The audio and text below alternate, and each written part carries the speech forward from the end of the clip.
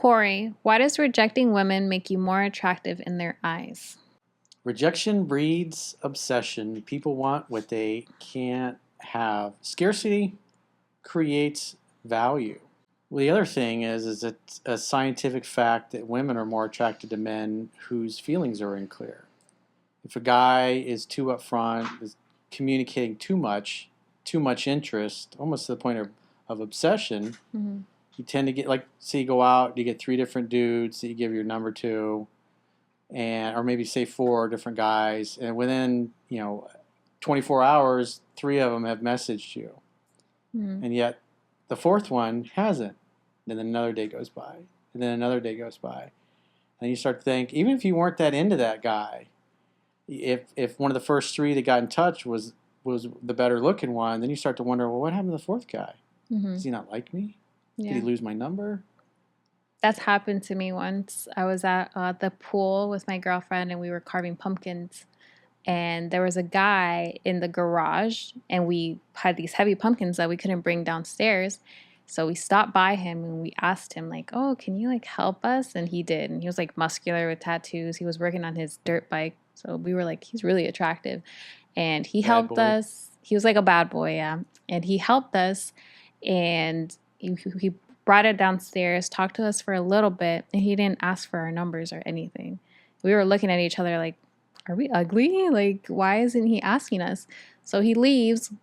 Like 10 minutes later, he comes back, talks to us again, and then he's like, oh, okay, just checking on you guys. He was going to leave again. So I was like, hey, do you have like a Snapchat or something? He was like, yeah.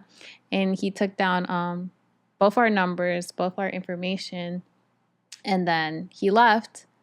We didn't get his number or anything, and he never texted either of us.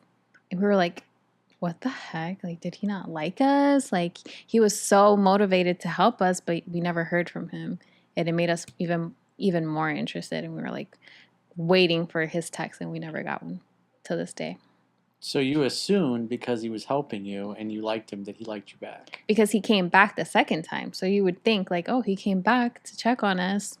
He must be interested. But I guess he was just a nice guy being friendly. Maybe. Yeah.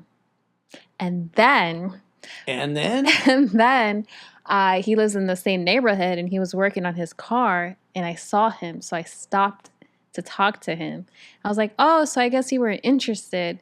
He was like, oh, I'm sorry. It's that I'm still talking to my ex, so I didn't want to get involved in like what's it called? Like a So you rolled up and complained that he didn't reach out. Yeah. And you liked him more because of it. Yeah. I was like, okay, I guess he has an ex situation, so I was like, that's respectable, I guess. But yeah, it did make the little chase a little more interesting because it wasn't easy. You were like, how dare he reject me? Every guy likes me. How come he doesn't like me? Something like that, but never heard from him ever again. See, this is kind of part of the, because I was doing a video newsletter. It was actually the one I did this morning. There was a guy that had met a girl he's in London, met a girl on Tinder, had a really good conversation with her on Tinder. He was excited to meet her, even though it was like 2 hours away, so I guess had to take the train 2 hours away. Hangs out, they have a great time, they end up hooking up that night. He stayed the night. They got up the next day, went to breakfast together, and she even brought up seeing him again as soon as possible and making another date. So since she brought it up, he made another date, and then like 2 days before the date, he sent her a text, something about, I guess they'd taken some Polaroids or whatever. She never replied to that, and then the day of the date, which was the next day, which was like a Friday night, they had time and everything. He'd already been to her house, slept over at her house, slept in her bed, they hooked up, and she had eagerly, at the beginning of the week, she sent him a couple texts, and then she just never, completely ghosted the guy. Didn't even tell him the date was off, just completely blew him off. And she's on Tinder, and all day long, girls are getting tons of attention from guys. And so y'all gotten spoiled. Yeah, that's what I was going to say. It was too easy for her, so she was like, I don't feel like going on that date anymore. The paradox of choice. One of my Brazilian girlfriend, I used to talk about this because she's really beautiful.